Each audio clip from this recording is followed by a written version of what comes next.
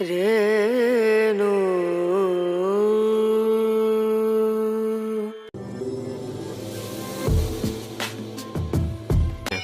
तो यहाँ का मौसम हर एक मिनट हर एक पल बदल जाता है दोस्तों।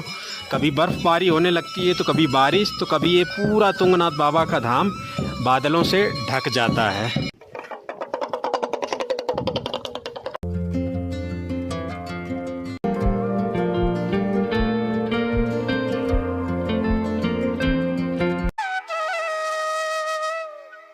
भगवान श्री राम ने रावण का वध किया, रावण का अंत किया, जिसकी वजह से भगवान श्री राम पर ब्रह्म हत्या का दोष लग गया। अब उसी ब्रह्म हत्या के दोष से मुक्ति पाने के लिए भगवान श्री राम इसी चंद्रशिला पर आए थे। यहाँ पर बैठ करके उन्होंने जैसे ही भगवान भोलेनाथ ने देखा कि पांडव यहाँ पर भी आ गए मुझे ढूंढते ढूंढते, तो तुरंत भगवान भोलेनाथ ने अपना जो स्वरूप है वो नंदी बैल के रूप में परिवर्तित कर लिया और भागने का प्रयास किया। तुंगनाथ मंदिर के बिल्कुल पीछे भी एक और छोटा सा भगवान भोलेनाथ का मंदिर बना हुआ है। अभी दोस्तों मंदिर के अंदर चलते हैं और आपको दर्शन कराते हैं। तो यहाँ पर भी देखें भगवान भोलेनाथ की दिव्य शिवलिंग के दर्शन। नमस्कार दोस्तों, स्वर्ग भूमि उत्तराखंड में आपका स्वागत है। दोस्तों इस वीडियो में हम यात्रा करेंगे पंच केदार में तीसरे केदार तुंगनाथ महादेव जी की। और अभी हम हैं दोस्तों उत्तराखंड के खूबसूरत गांव ऊखीमठ में। बता दूं कि ऊखीमठ वो स्थान है जहां पर केदारनाथ और मध्य महेश्वर जी की शीतकाल में पूजा होती है।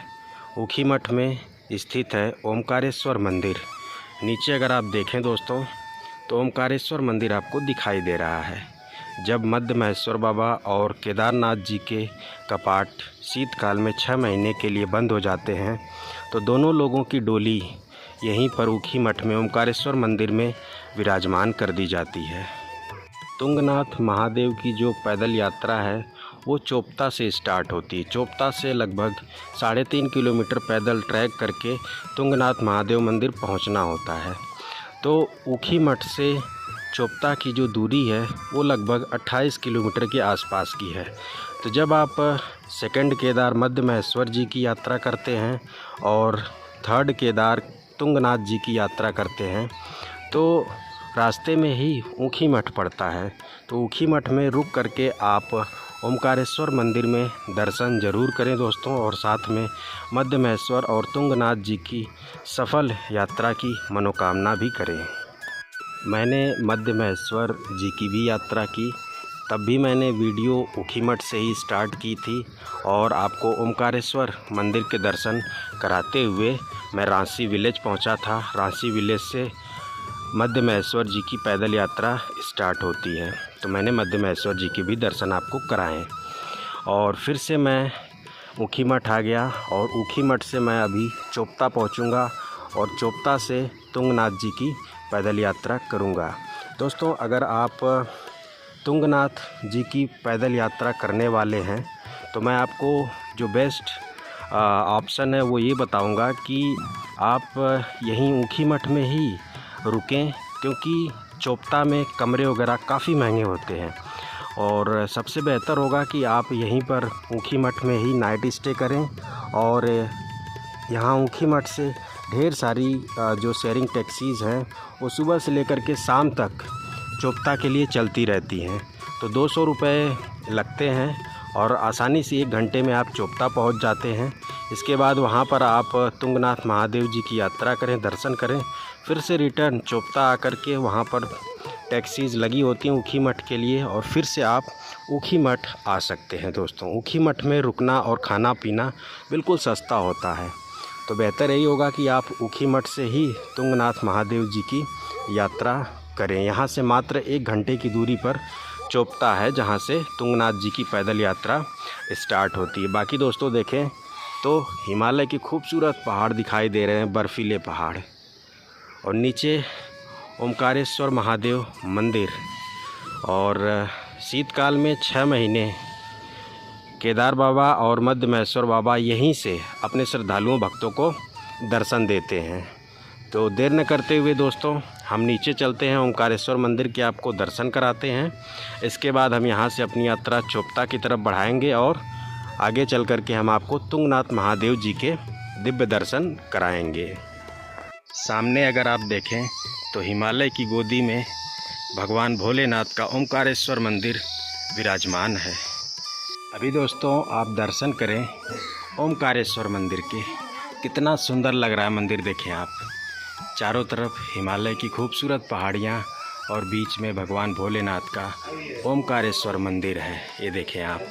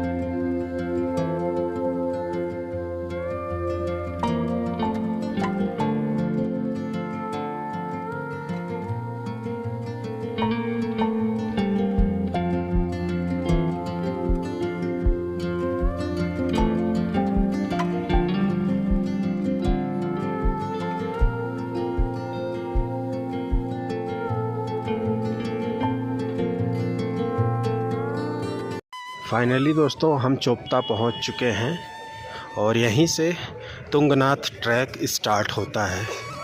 पंच केदार में तृतीय केदार तुंगनाथ बाबा की जो पैदल यात्रा है वो यहीं चोपता से स्टार्ट होती है। सामने अगर आप देखें तुंगनाथ ट्रैक का एंट्री गेट है, जहाँ से हम अपनी पैदल यात्रा प्रारंभ करने वाले हैं। तो यहाँ पर अगर आप देखें तो ढेर सारे होटल्स वगैरह, कमरे वगैरह मौजूद हैं जहाँ पर आप स्टे कर सकते हैं। और यहाँ पर देखें तो खाने पीने की भी ढेर सारी दुकानें मौजूद हैं। तो देर न करते हुए दोस्तों चलिए हम तुंगनाथ का ट्रैक स्टार्ट करते हैं।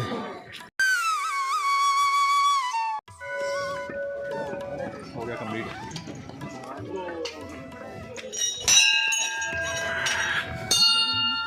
ट्रैक के स्टार्टिंग पॉइंट पर ही यहाँ तुंगनाथ मंदिर से जुड़ी हुई जो पौराणिक कथा वो लिखी हुई है दोस्तों, आप पढ़ सकते हैं। बाकी चोपता से तुंगनाथ मंदिर की जो डिस्टेंस है वो 3.5 किलोमीटर की है।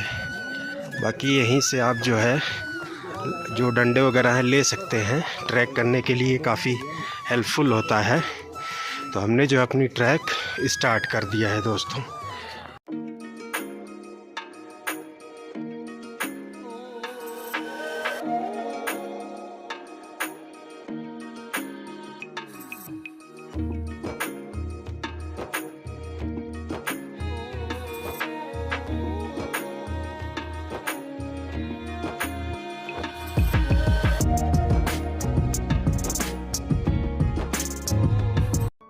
तो बहुत ज़्यादा कोई डिफ़िकल्ट ट्रैक है नहीं दोस्तों, लगभग 1.5 से 2 घंटे का समय लगता है चोपता से तुंगनाथ मंदिर पहुंचने में।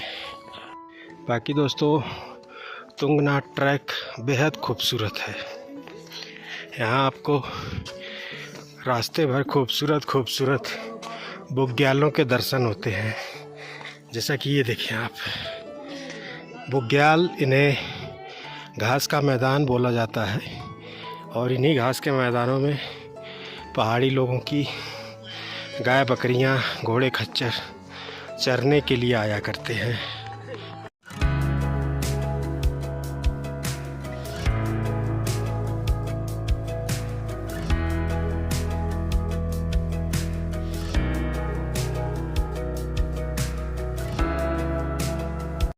चोपता जहाँ से हमने तुंगनाथ का ट्रैक स्टार्ट किया दोस्तों, चोपता जो है ना यात्रियों के लिए, टूरिस्ट के लिए साल भर खुला रहता है, लेकिन तुंगनाथ मंदिर शीतकाल में 6 महीने के लिए बंद हो जाता है।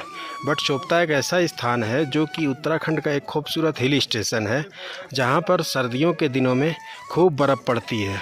और ये सब जो आप क्षेत्र देख रहे हैं, ये बुग्याल देख रहे हैं, ये पूरा पहाड़ देख रहे हैं, ये सब बर्फ़ से ढक जाता है। और इसी बर्फ़ को देखने के लिए, इसी बर्फ़ का आनंद लेने के लिए टूरिस्ट सर्दियों में चोपता आते हैं।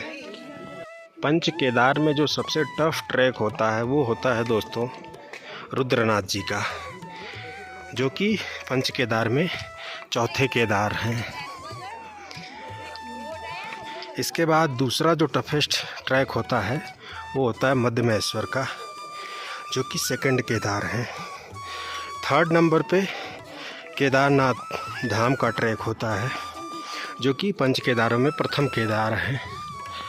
मैंने प्रथम केदार और द्वितीय केदार के दर्शन करा दिए हैं, और इस वीडियो में तृतीय केदार तुंगनाथ की यात्रा कर रहा हूँ।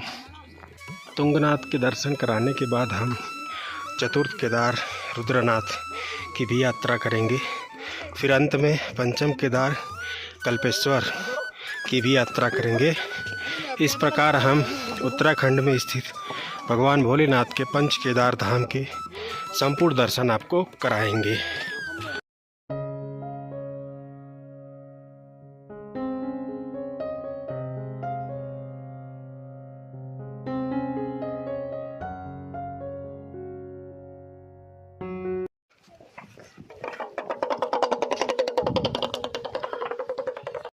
वैसे है तो दोस्तों सिर्फ 3.5 किलोमीटर का, बट है काफ़ी चैलेंजिंग, बिल्कुल खड़ी चढ़ाई है। ऐसे ऐसे घूम करके अभी हमें बिल्कुल वो टॉप वाले पीक पर पहुंचना है। दोस्तों रास्ते में जो आप पेड़ देख रहे हैं इसे बुरांस का पेड़ बोलते हैं, और जब आप मई जून या फिर बरसात के टाइम में ट्रैक करेंगे तुंगनाथ का ना, तो इन बुरांस के पेड़ों पर लाल लाल रंग के फूल खिलते हैं, बड़े ही सुंदर लगते हैं ट्रैक में। और इन्हीं बुरांस के फूलों का जूस बनता है यहाँ पर, जो कि रेड कलर का होता है। यहाँ पर ट्रैक में बुरांस और माल्टे का जूस जगह जगह पर बिक भी रहा है, आप उन्हें पी सकते हैं। यहाँ का लोकल ऑर्गेनिक बिल्कुल हेल्दी एनर्जेटिक जूस होता है।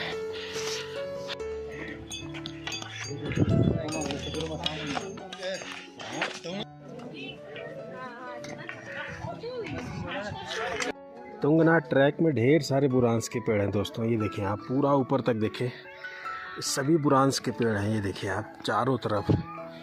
अगर आप तुंगनाथ ट्रैक गर्मियों के टाइम में करते हैं, जून और या फिर आप बरसात के मानसून के जस्ट कुछ दिन बाद करते हैं ना, तो ये तुंगनाथ ट्रैक बेहद सुंदर होने वाला है, क्योंकि ये बुरांस के पेड़ों पे लाल लाल रंग के फूल जो है ना बहुत ही आकर्षक बना देते हैं तुंगनाथ ट्रैक को, तुंगनाथ की इस खूबसूरत घाटी को।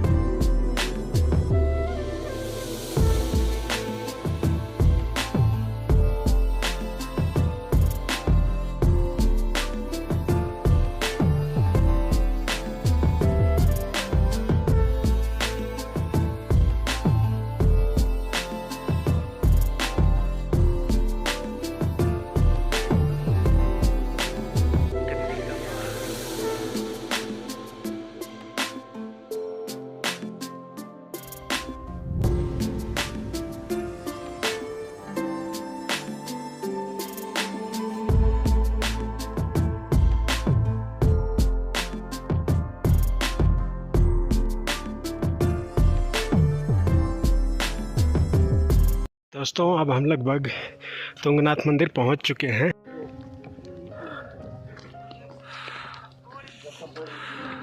यहाँ से 500 मीटर और मंदिर बचा हुआ है। दोस्तों हमने लगभग 3 किलोमीटर कवर कर लिया है और इस 3 किलोमीटर को कवर करने में 1.5 घंटे का समय लगा है और अभी मान के चलिए आधे घंटे का समय और लगेगा। इस तरह से 3.5 किलोमीटर कवर करने में टोटल 2 घंटे का समय लगता है।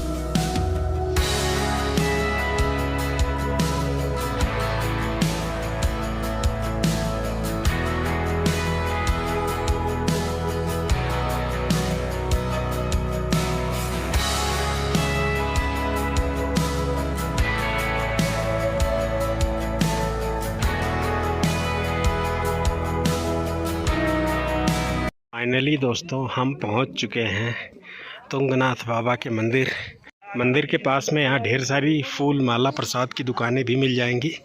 साथ में यहाँ पर भी होटल वगैरह कमरे वगैरह उपलब्ध हैं दोस्तों।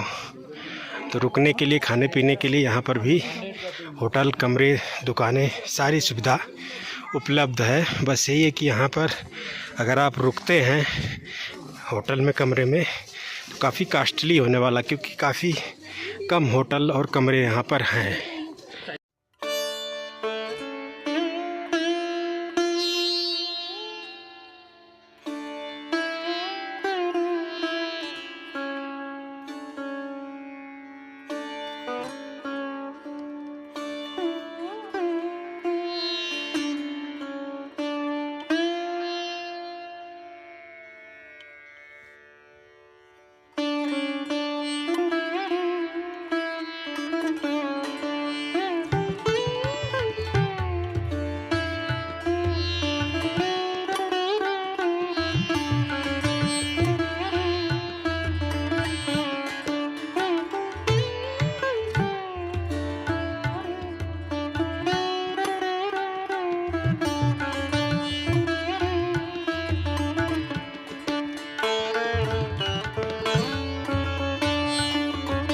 फाइनली दोस्तों जिस पल का हमें बेसब्री से इंतज़ार था वो पल हमारे सामने है। भगवान भोलेनाथ का पवित्र धाम तुंगनाथ धाम के इस वक्त आप दर्शन कर रहे हैं। दोस्तों तुंगनाथ मंदिर से लगभग 1.5 किलोमीटर और ऊंचाई पर हम चलेंगे तो वहां दर्शन होंगे चंद्रशिला के। चंद्रशिला भी तुंगनाथ मंदिर के अंतर्गत ही आता है। तो जो लोग भी तुंगनाथ मंदिर दर्शन करने के लिए आते हैं वो तुंगनाथ शिला के दर्शन ज़रूर करने जाते हैं। तो हम भी आपको तुंगनाथ मंदिर के दर्शन कराने के साथ साथ चंद्रशिला के भी दर्शन कराएंगे। यहाँ से लगभग 45 मिनट का रास्ता है, तब 1.5 किलोमीटर कवर करने के बाद हम पहुँचेंगे चंद्रशिला। लेकिन अभी आप तुंगनाथ मंदिर के दिव्य अलौकिक दर्शन कर रहे हैं। आइए दोस्तों तुंगनाथ मंदिर से जुड़ी हुई जो संपूर्ण पौराणिक कथा है वो विस्तार से मैं आपको बताता हूँ।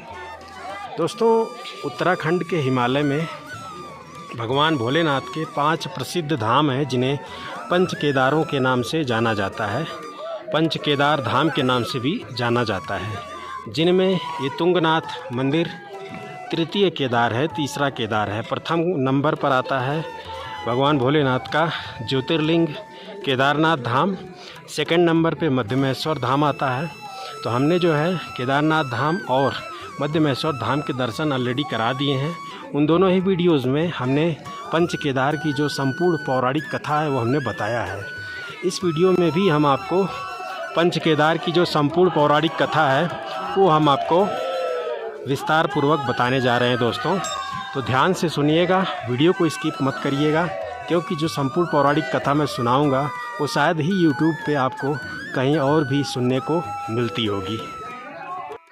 तुंगनाथ मंदिर दोस्तों दुनिया का सबसे हाईएस्ट एल्टीट्यूड पर स्थित टेम्पल है। भगवान भोलेनाथ का सबसे ऊंचाई पर स्थित मंदिर यही तुंगनाथ मंदिर है दोस्तों। और यहाँ पे मौसम कब ख़राब हो जाए कोई भरोसा नहीं।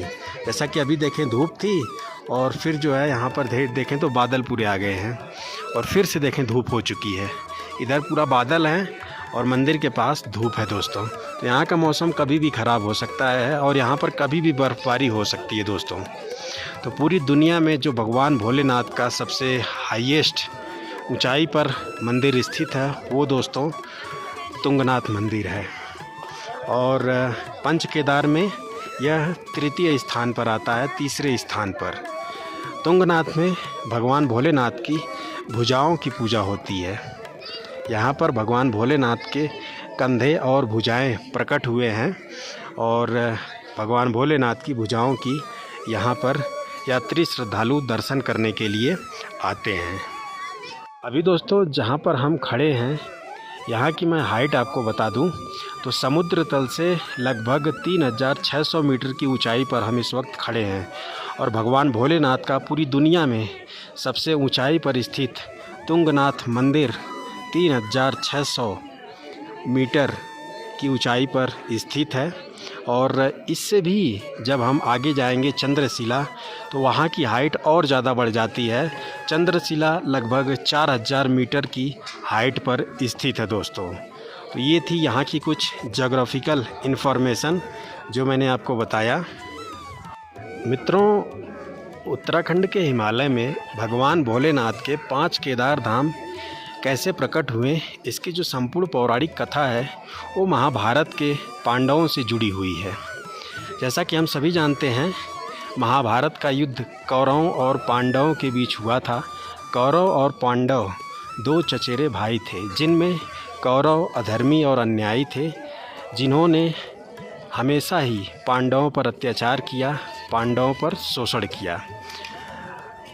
पांडवों का जो भी अधिकार था, राजपाट था, वो सब कुछ कौरवों ने पांडवों से छीन लिया और पांडवों को बेघर कर दिया, जिससे पांडव दर बदर भटकने लगे, जंगलों में रहने लगे और भिक्षा मांग करके खाने लगे। लेकिन पांडव न्याय के प्रतीक थे, प्रेम के प्रतीक थे। उन्होंने इन सब के बावजूद कौरवों को अपना भाई माना, कौरवों के प्रति प्रेम पूर्वक संबंध बनाए रखा। उन्हें इस बात का कोई दुख नहीं था कि कौरव पांडवों का हक छीन लिए, उनका राजपाट छीन लिए, उन्हें बेघर कर दिए। इसके बाद दोस्तों जब कौरवों ने पांडवों की पत्नी द्रौपदी को भरी सभा में निर्वस्त्र कर बेइज्जत करने का प्रयास किया तो इसी बात से पांडव काफ़ी दुखी हुए और महाभारत युद्ध के लिए तैयार हुए। बताते हैं कि जब कौरव द्रौपदी जी की साड़ी उतार रहे थे भरी सभा में, तो इस दृश्य को देख करके भगवान श्री कृष्ण तुरंत द्रौपदी जी की साड़ी की जो लंबाई है उसे अनंत गुना बड़ा कर दिए, जिससे कौरव द्रौपदी की साड़ी खींचते रहे भरी सभा में, लेकिन द्रौपदी की साड़ी समाप्त नहीं हुई, द्रौपदी को उन्होंने निर्वस्त्र नहीं कर पाया। लेकिन कौरवों का जो प्रयास था वो यही था कि द्रौपदी को भरी सभा में निर्वस्त्र कर बेइज्जत किया जाए, उपहास किया जाए। बस यही बात पांडवों को खल गई, पांडवों को ज़्यादा दुख दे गई और यही वजह थी महाभारत युद्ध की। द्रौपदी का कौरवों द्वारा भरी सभा में निर्वस्त्र कर बेइज्जत करने का प्रयास महाभारत युद्ध का मूल कारण बना। और इस महाभारत युद्ध में भगवान श्री कृष्ण ने पांडवों का पूरा साथ दिया और जिसकी वजह से पांडव महाभारत युद्ध को जीत गए, महाभारत युद्ध में विजयी हुए और कौरवों का अंत कर डाला। बता दूं दोस्तों कि हम ऐसे समय पर इस वक्त तुंगनाथ मंदिर में मौजूद हैं जिस समय तुंगनाथ बाबा की आरती हो रही है। तो अभी जो है तुंगनाथ बाबा के कपाट दर्शनों के लिए बंद हैं, क्योंकि अभी तुंगनाथ बाबा की आरती हो रही है अंदर। जैसे ही आरती संपन्न होगी तो यात्रियों श्रद्धालुओं को दर्शन करने के लिए अंदर प्रवेश मिल जाएगा। अभी दर्शन के लिए आधे घंटे का समय बचा हुआ है और अंदर तुंगनाथ बाबा की भव्य आरती हो रही है। और अभी हम आरती के भी आपको दर्शन कराएंगे, क्योंकि तुंगनाथ बाबा की आरती के दर्शन बाहर से भी यात्रियों श्रद्धालुओं को कराई जाती है।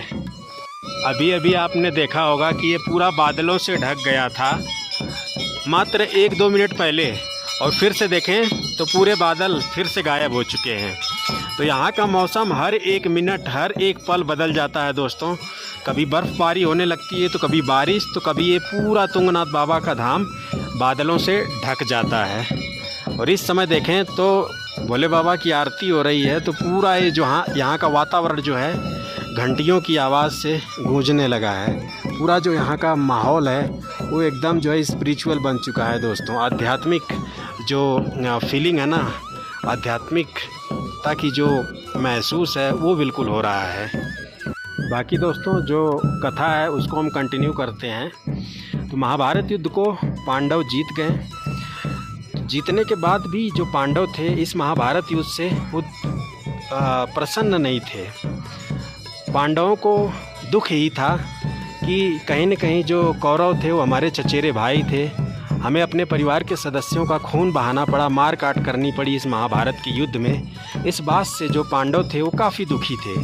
महाभारत युद्ध जीत लिए, उन्होंने राजपाट जीत लिया, इसके बावजूद भी जो पांडव थे वो बेहद दुखी थे दोस्तों।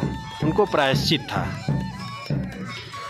एक बात और बता दूं दोस्तों कि जब महाभारत युद्ध के लिए पांडव और कौरव बिल्कुल आमने सामने थे, तो युद्ध लड़ने से जो पांडव थे वो पीछे हट रहे थे। उन्होंने जैसे ही सामने अपने चचेरे भाइयों को, अपने परिवार के सदस्यों को जो है देखा, तो उनके मन में करुणा प्रेम उमड़ आया, जिसकी वजह से वो महाभारत युद्ध करने से पीछे हटने लगे। और उधर भगवान श्री कृष्ण उनका मार्गदर्शन कर रहे थे इस महाभारत युद्ध में। तो पांडवों ने भगवान श्री कृष्ण से बताया कि हे प्रभु, हम जो है ये युद्ध नहीं कर पाएंगे, ये हमसे नहीं हो पाएगा, ये हमारे परिवार के सदस्य हैं, इनका हम खून बहा करके पाप के भागीदार नहीं बन सकते। तब भगवान श्री कृष्ण ने पांडवों से कहा कि हे पांडव, तुम अज्ञानता के शिकार हो, तुम्हारा जो ज्ञान है वो अपूर्ण है, तुम्हारा ज्ञान पूर्ण नहीं है, तभी तुम ऐसी अज्ञानता की बातें कर रहे हो। ये जो सामने खड़े हैं ये तुम्हारे परिवार के सदस्य नहीं, बल्कि ये अधर्मी अन्यायी हैं, जिन्होंने एक स्त्री का अपमान किया है, भाई के हक को हड़पा है, भाई के हक को छीना है। ये ऐसे अधर्मी अन्यायी कौरव हैं। ये तुम्हारे चचेरे भाई अब नहीं रहे, इनसे तुम्हें युद्ध करना पड़ेगा। अगर तुम इनसे युद्ध नहीं करोगे, इनको नहीं हराओगे, तो ये तुमसे युद्ध करके ये तुमको मार डालेंगे। तो भगवान श्री कृष्ण ने संपूर्ण जो सामाजिक व्यवहारिक ज्ञान है वह गीता के उपदेश के माध्यम से पांडवों को दिया। तब जाकर के पांडवों की आंखें खुली। पांडव महाभारत युद्ध लड़ने के लिए तैयार हुए और पांडवों ने महाभारत का युद्ध सिर्फ लड़ा ही नहीं, बल्कि महाभारत के युद्ध को जीता भी। और अंततः कौरवों का उन्होंने अंत कर डाला। पांडवों ने कौरवों का महाभारत युद्ध में वध कर डाला।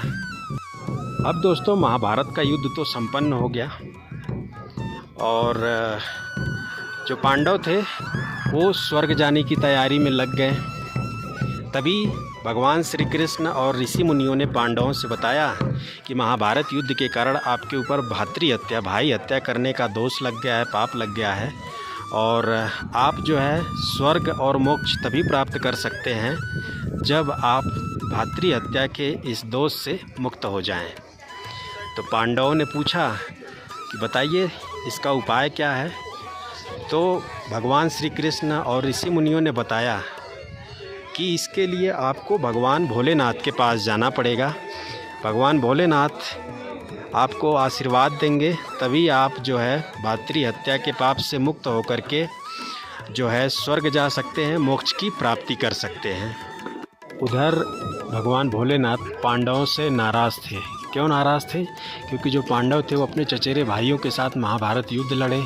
परिवार के संबंधों, खून के संबंधों के बीच ये महाभारत युद्ध लड़ा गया, जिनमें परिवार के सदस्यों के साथ मार काट, उनका खून बहाया गया उसमें इस तरह के दृश्य देखने को मिले थे। इसी बात से जो भगवान भोलेनाथ से वो पांडवों से नाराज़ थे। यहाँ पर दोस्तों भगवान भोलेनाथ की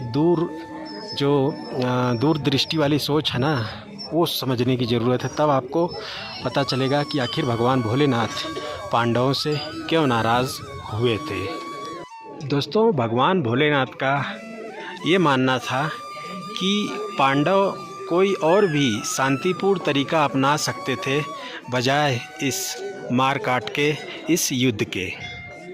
क्योंकि इस महाभारत युद्ध में दो चचेरे भाइयों के बीच युद्ध लड़ा गया, जिसमें आपसी संबंधों, भाईचारे का कत्ल किया गया।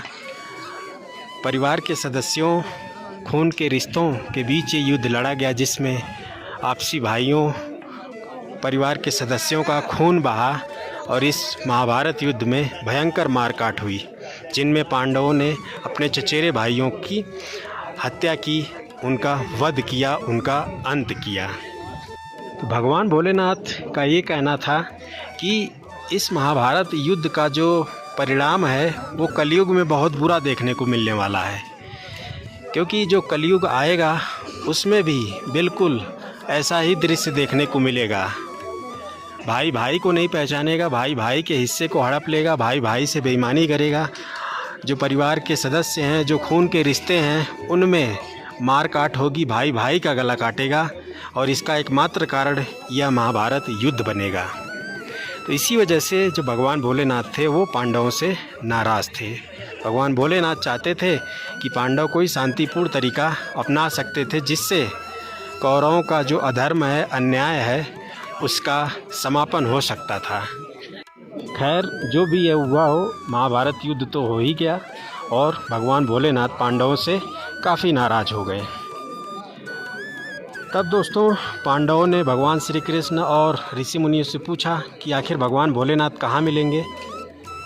और उधर भगवान भोलेनाथ नाराज़ भी थे पांडवों से, और पांडव उनसे मिल करके उनसे आशीर्वाद प्राप्त करना चाहते थे। तो भगवान श्री कृष्ण और ऋषि मुनियों ने पांडवों से बताया कि जो भगवान भोलेनाथ हैं वह काशी बनारस में निवास करते हैं। और साथ में ये भी बात आप सुन लीजिए कि जो भगवान भोलेनाथ हैं वो आपसे नाराज़ भी हैं, क्योंकि इस महाभारत युद्ध में भातृ हत्या का जो दोष लगा है उसकी वजह से जो भगवान भोलेनाथ हैं वो आपसे नाराज़ हैं। आप उनको जाइए प्रसन्न करिए। फिर जो पांडव थे वो बनारस काशी की तरफ निकल पड़े भगवान भोलेनाथ से मिलने के लिए, उनका आशीर्वाद प्राप्त करने के लिए। एक बात और बता दूं दोस्तों कि मोक्ष प्रदान करना और स्वर्ग का रास्ता दिखाना ये भगवान भोलेनाथ का ही डिपार्टमेंट है, भगवान भोलेनाथ का ही डिपार्टमेंट था। तो एकमात्र भगवान भोलेनाथ ही थे जो पांडवों को भातृ हत्या के दोष से मुक्त कर उन्हें मोक्ष और स्वर्ग प्रदान कर सकते थे। पांडव बनारस काशी की तरफ निकल पड़े। दोस्तों एक बात और बता दूं कि भगवान भोलेनाथ का जो सबसे प्रथम निवास है, सबसे प्राचीन और सर्वप्रथम निवास स्थान था, वह बनारस काशी ही था, जो कि 12 ज्योतिर्लिंगों में से एक है। और वहाँ पर भगवान भोलेनाथ को काशी विश्वनाथ के नाम से जाना जाता है। जैसे ही भगवान भोलेनाथ को पता चला कि पांडव हमसे मिलने के लिए काशी बनारस आ रहे हैं, तुरंत भगवान भोलेनाथ काशी बनारस को छोड़ हिमालय में चले आए और हिमालय में ही आकर के छिप गए, गुप्त हो गए। और हिमालय में जिस स्थान पर भगवान भोलेनाथ आकर के छिपे, गुप्त हुए, उस स्थान को आज गुप्त काशी के नाम से जाना जाता है। जब आप केदारनाथ धाम की यात्रा करते हैं तो बीच रास्ते में ही वो गुप्त काशी नामक स्थान पड़ता है, वहाँ पर भी आप दर्शन कर सकते हैं जब आप केदारनाथ धाम की यात्रा करें तो। हिमालय में उस स्थान पर भगवान भोलेनाथ छिप गए, गुप्त हो गए, इसीलिए उस स्थान का नाम गुप्त काशी पड़ा। तो भगवान भोलेनाथ जब हिमालय में चले आए तो पांडव भी कोई सामान्य व्यक्ति तो थे नहीं, उनके पास भी दिव्य शक्तियाँ थीं। और कुछ दिन ढूंढने के बाद पांडवों को ये पता चल गया कि भगवान भोलेनाथ हमसे मिलना नहीं चाहते हैं, वो हमसे नाराज़ हैं और हमसे छिप करके वो हिमालय में निवास कर रहे हैं। तो जो पांडव थे वो अब हिमालय में चले आए। हिमालय में उन्होंने कई सौ वर्षों तक उन्हें भगवान भोलेनाथ को ढूंढा, तब उनको पता चला उस स्थान के बारे में जिसे आज गुप्त काशी के नाम से जाना जाता है, जहाँ पर भगवान भोलेनाथ छिपे थे, छिप करके गुप्त होकर के ध्यानमग्न थे।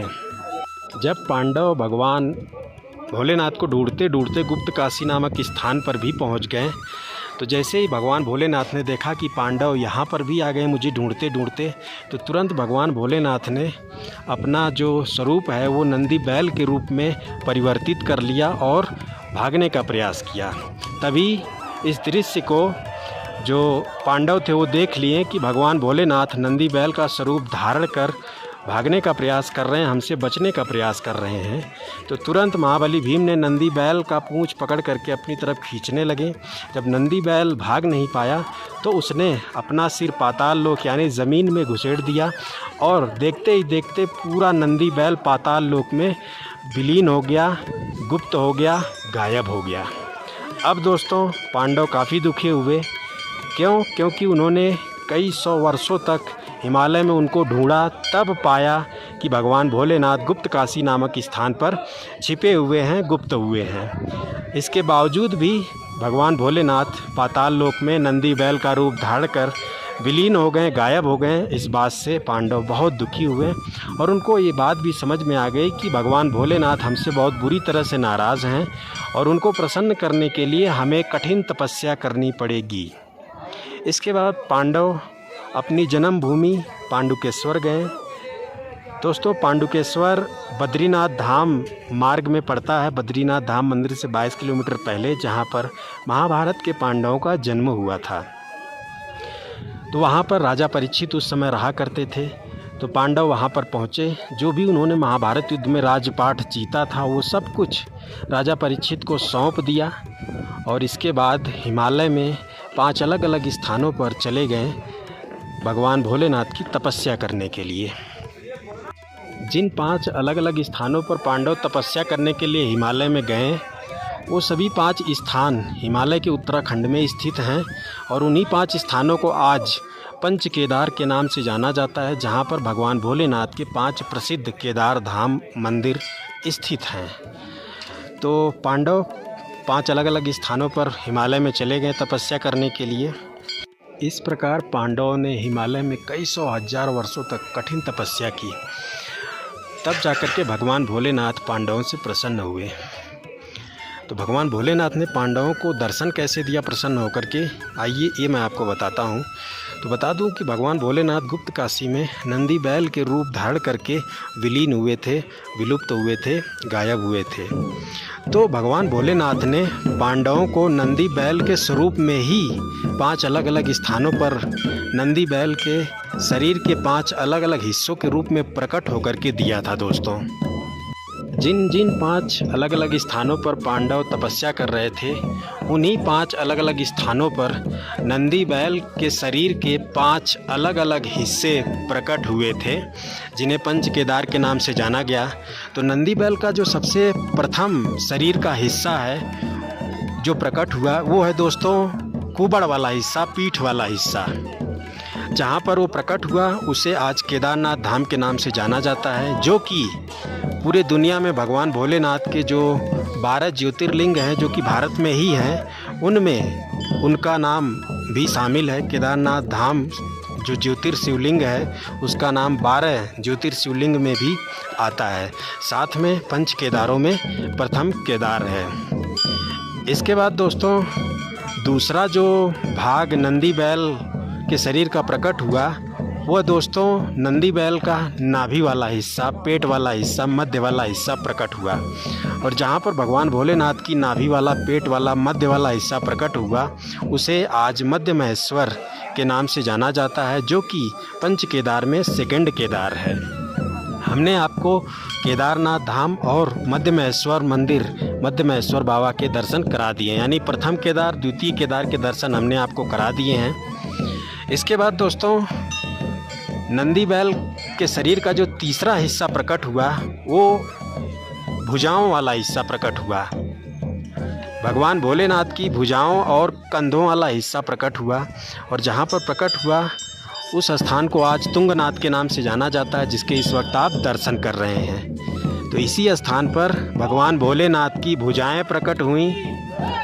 भगवान भोलेनाथ के कंधे और भुजाएं इसी स्थान पर प्रकट हुए हैं। यहाँ पर भगवान भोलेनाथ की भुजाओं की पूजा होती है और इसीलिए इस मंदिर को तुंगनाथ मंदिर के नाम से जाना जाता है, जो कि पंच केदार में तृतीय केदार है। और कठिनाई की बात करें तो दोस्तों, यहाँ जो है पहुँचने के लिए आपको चोपता से 3.5 किलोमीटर की कठिन खड़ी चढ़ाई चढ़ करके यहाँ पहुँचना होता है। जो सबसे कठिन चढ़ाई होती है वो रुद्रनाथ की होती है दोस्तों।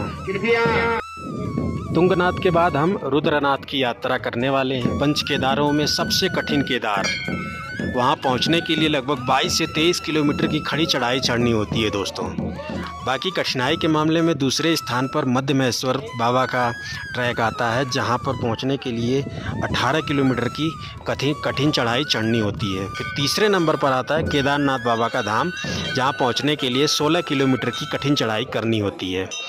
और चौथे नंबर पर तुंगनाथ बाबा का धाम आता है कठिनाई के दृष्टिकोण से, क्योंकि यहाँ पर सिर्फ 3.5 किलोमीटर की चढ़ाई है और यहाँ पहुँचने में मात्र 1.5 से 2 घंटे का समय लगता है। बाकी क्रम की बात करें तो पंच केदार में प्रथम केदार केदारनाथ धाम, द्वितीय केदार मध्य महेश्वर धाम, तृतीय केदार तुंगनाथ बाबा का धाम है। तो दोस्तों, जो चौथा नंदी बैल के शरीर का हिस्सा प्रकट हुआ, वो प्रकट हुआ नंदी बैल का मुख वाला हिस्सा, यानी भगवान भोलेनाथ का जो चेहरे की छवि है वो प्रकट हुई। जहाँ पर चेहरे की छवि प्रकट हुई भगवान भोलेनाथ की, उसे आज रुद्रनाथ के नाम से जाना जाता है। जहाँ पर भगवान भोलेनाथ के चेहरे की पूजा होती है, उनके मुख की पूजा होती है, मुख वाले हिस्से की, जो कि पंच केदार में चतुर्थ केदार है। अंत में जो पंचम केदार है, वहाँ पर प्रकट हुआ नंदी बैल के जटाओं वाला हिस्सा, सिर वाला हिस्सा, जहाँ पर भगवान भोलेनाथ की जटाएं प्रकट हुई हैं। भगवान भोलेनाथ का सिर वाला हिस्सा प्रकट हुआ है, उसे आज कल्पेश्वर के नाम से जाना जाता है, जो पंच केदारों में अंतिम केदार है, जिसे कल्पेश्वर महादेव के नाम से जाना जाता है। वहाँ पहुँचने के लिए कोई पैदल चढ़ाई नहीं करनी पड़ती है दोस्तों, वहाँ सीधे सीधे आप गाड़ी से पहुँच करके आसानी से दर्शन कर सकते हैं। तो ये थी संपूर्ण पंच केदार की जो पौराणिक कथा है, हमने आपको बताया। शायद ही आपने इतने स्पष्ट और विस्तार पूर्वक पंच केदार की जो ये संपूर्ण पौराणिक कथा है वो सुनी होगी। और मैंने ये संपूर्ण कथा मध्य महेश्वर वाली वीडियो में भी बताया है, साथ में केदारनाथ वाली वीडियो में बताया है। इस प्रकार पंच केदार के रूप में भगवान भोलेनाथ उत्तराखंड के इस खूबसूरत हिमालय में प्रकट होकर के पांडवों को दर्शन दिया, और इन्हीं 5 स्थानों पर पांडव कठिन तपस्या की। बताते हैं कि यहाँ पर जो 5 मंदिर भगवान भोलेनाथ के पंच केदार में जो 5 मंदिर हैं, उनका निर्माण पांडवों ने ही कराया है।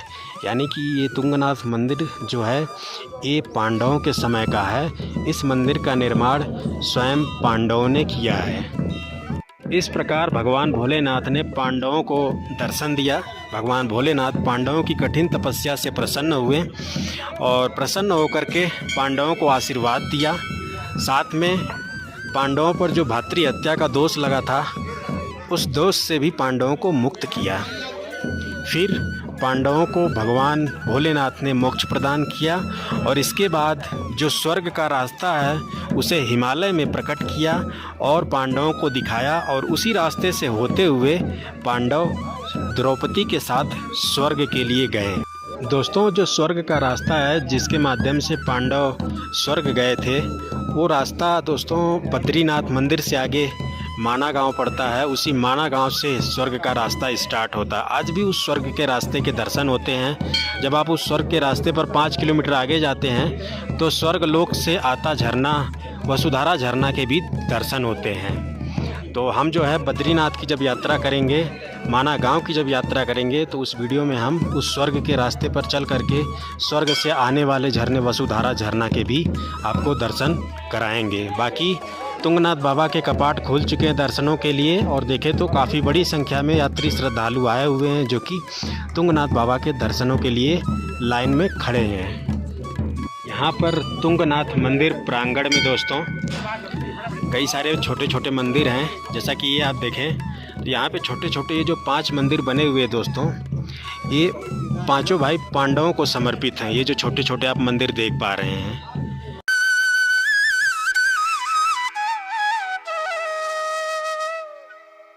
तुंगनाथ मंदिर के बिल्कुल पीछे भी एक और छोटा सा भगवान भोलेनाथ का मंदिर बना हुआ है, तो यहाँ पर भी आप दर्शन ज़रूर करें। ये दर्शन करें आप। ये जो मंदिर है ये भी दोस्तों तुंगनाथ मंदिर के ही इतना प्राचीन है और दिव्य है दोस्तों। तो यहाँ पर भी आप भगवान भोलेनाथ तुंगनाथ महादेव के दर्शन ज़रूर करें। तो आइए आपको हम दर्शन कराते हैं।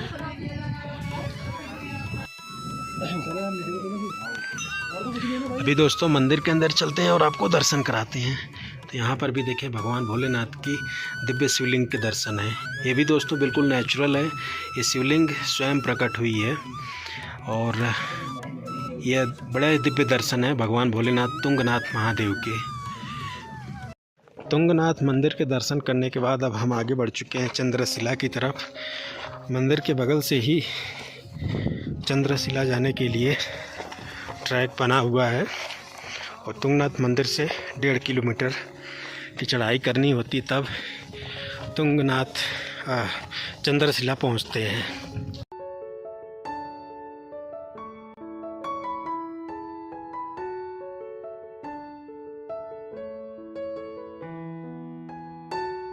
एक बार आप व्यू चेक करें कितनी हाइट पर हम हैं। ये जो आप शिला देख रहे हैं इसी पत्थर के नीचे तुंगनाथ मंदिर स्थित है और इतनी तेज़ हवाएं चल रही हैं, इतनी ठंडक लग रही है यहाँ दोस्तों कि पूछिए ही मत।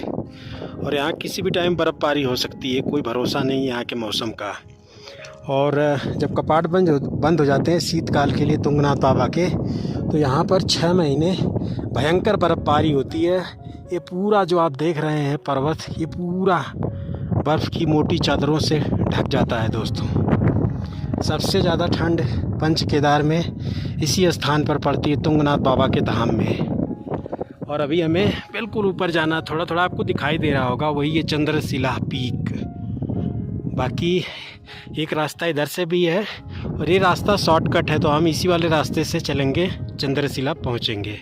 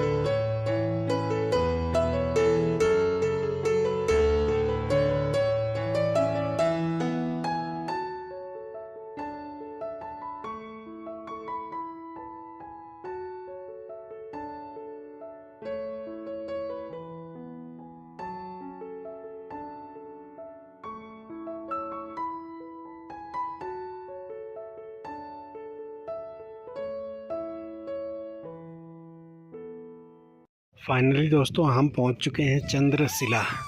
ये सामने आप दर्शन करें और यहाँ से एक बार मैं आपको चारों तरफ का व्यू दिखाऊं। तो अभी जिस पीक पे हम खड़े हैं ये सबसे हाईएस्ट पीक है दोस्तों। उसके चारों तरफ की जो पहाड़ हैं वो हमसे काफ़ी ज़्यादा डाउन है। ये देखें आप, चारों तरफ का मैं आपको दिखाऊं तो ये देखें आप। बाकी तुंगनाथ मंदिर बिल्कुल वो नीचे रह गया। तो अभी दोस्तों हम जो है समुद्र तल से 4000 मीटर की हाइट पर खड़े हैं और तुंगनाथ से जब आप लगभग 400 मीटर की हाइट पर आते हैं तब पहुंचते हैं चंद्रशिला। ये सामने चंद्रशिला मंदिर है। क्यों चंद्रशिला फेमस है, इसकी पौराणिक कथा भी अपने आप में बड़ी दिव्य है, वो भी मैं आपको बताऊंगा। तो मैं तो आपसे यही कहूँगा जब भी आप तुंगनाथ मंदिर आएँ तो 1.5 किलोमीटर ट्रैक करके ऊपर ज़रूर आएँ चंद्रशिला के दर्शन करने के लिए। यहाँ पे जब आप आएंगे तो एक अलग ही लेवल का अनुभव होगा दोस्तों और बहुत ही सुकून महसूस होगा। यहाँ पर चारों तरफ के जो पहाड़ हैं बिल्कुल नीचे हैं। अगर दोस्तों बादल होते तो भी मैं दिखाता। यहाँ पर बादल बिल्कुल नीचे होते हैं। यहाँ पर हम बादलों के ऊपर हैं, इतनी हाइट पर हैं। और तुंगनाथ मंदिर के बारे में मैंने ऑलरेडी आपको बताया ही। ये जो तुंगनाथ मंदिर है यह दोस्तों पूरी दुनिया का सबसे ऊंचाई पर स्थित भोलेनाथ का मंदिर है, भोलेनाथ का शिवालय है।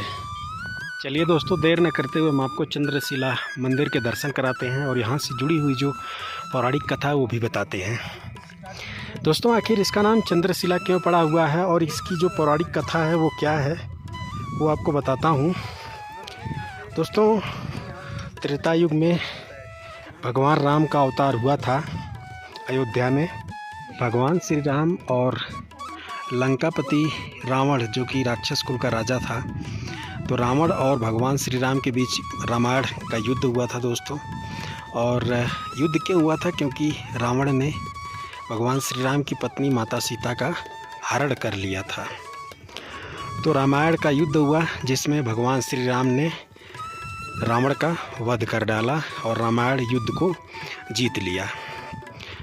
दोस्तों, रावण जो कि ब्रह्म ज्ञानी था और रावण पूरे संसार में सबसे ज़्यादा ज्ञानी हुआ करता था। और स्वयं भगवान श्री राम ने भी लक्ष्मण को भेजा था रावण से ज्ञान प्राप्त करने के लिए। तो रावण ने लक्ष्मण को जो ज्ञान दिया वो आज भी ज्ञान काफ़ी उपयोगी साबित होता है। रावण ने लक्ष्मण से बताया कि काल करे सो आज करे, आज करे सो अब, पल में प्रलय होए न जाने कब। यानी कि जो भी कार्य करना है उसे अभी करिए, कल पर मत टालिए। इस ज्ञान को रावण ने लक्ष्मण को दिया था। तो ब्रह्मज्ञानी था रावण और संसार में सबसे बड़ा ज्ञानवान था रावण। तो भगवान श्री राम ने रावण का वध किया, रावण का अंत किया, जिसकी वजह से भगवान श्री राम पर ब्रह्म हत्या का दोष लग गया। अब उसी ब्रह्म हत्या के दोष से मुक्ति पाने के लिए भगवान श्री राम इसी चंद्रशिला पर आए थे। यहाँ पर बैठ करके उन्होंने तपस्या की थी, ध्यान लगाया था और अपने पापों का प्रायश्चित किया था। तब जाकर के भगवान श्री राम को ब्रह्म हत्या, रावण हत्या के दोष से मुक्ति मिली थी। तो ऐसा ये दिव्य स्थान है चंद्रशिला। और चंद्रशिला क्यों इस स्थान को बोलते हैं? क्योंकि दोस्तों इसी स्थान पर चंद्रमा जी ने भी दोष मुक्त होने के लिए तपस्या की थी। चंद्रमा जिन्हें राकेश्वरी के नाम से भी जाना जाता है, तो चंद्रमा देवता ने भी यहाँ पर तप किया था दोष मुक्ति के लिए, पाप मुक्ति के लिए। इसीलिए इस शिला को चंद्रशिला के नाम से भी जाना जाता है। बाकी इस चंद्रशिला का महत्व ये है कि अगर आप यहाँ पर आते हैं और यहाँ पर पूजा करते हैं, यहाँ पर ध्यान लगाते हैं, तो जाने अनजाने में जो भी गलतियाँ जीवन में हुई हैं उनसे मुक्ति मिलती है, उनसे छुटकारा मिलता है। दोस्तों, ये पौराणिक महत्व है चंद्रशिला का। तो जब भी आप तुंगनाथ मंदिर आएँ तो यहाँ चंद्रशिला आकर के दर्शन ज़रूर करें, यहाँ पर पूजा ज़रूर करें। जो भी जीवन में गलतियाँ हुई हैं उनके लिए क्षमा ज़रूर मांगें, क्योंकि यहाँ स्वयं भगवान श्री राम को क्षमा मिली है।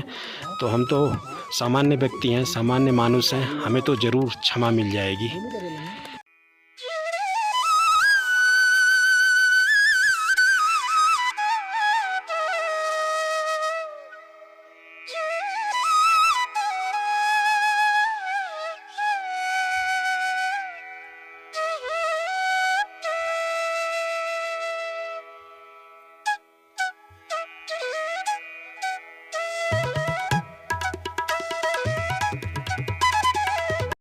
चंद्रशिला मंदिर के पीछे ही भगवान भोलेनाथ का भी एक छोटा सा मंदिर है जो कि वो सामने दिख रहा है।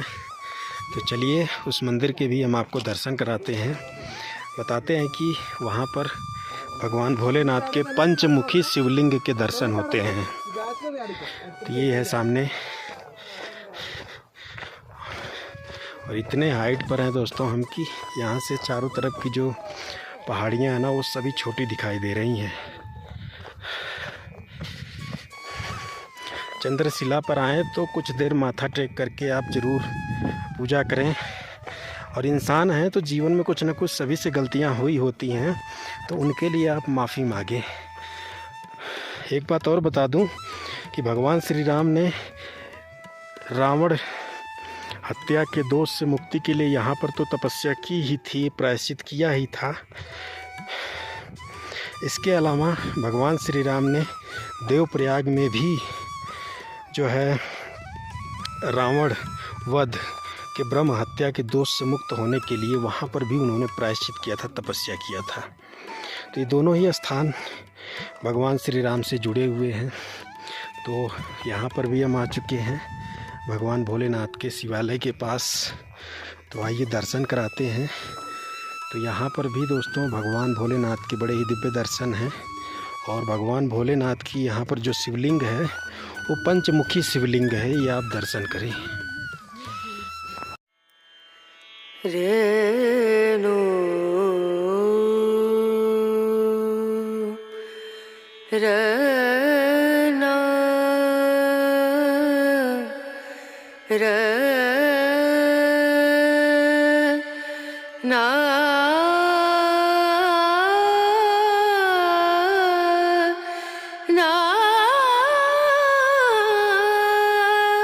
फाइनली दोस्तों हमने जो है तुंगनाथ और साथ में चंद्रशिला के संपूर्ण दर्शन कराएं और साथ में इन दोनों स्थानों से जुड़ी हुई जो पौराणिक कथा थी वो भी हमने आपको विस्तार पूर्वक बताया। बाकी दोस्तों वीडियो कैसी लगी हो कमेंट करके ज़रूर बताइएगा। और अब दोस्तों इस वीडियो को हम यहीं पे करते हैं समाप्त। इस वीडियो में हमने तृतीय केदार तुंगनाथ जी के संपूर्ण दर्शन करा दिए हैं। तो चलिए दोस्तों वीडियो को करते हैं समाप्त। जय हिंद, जय भारत, हर हर महादेव।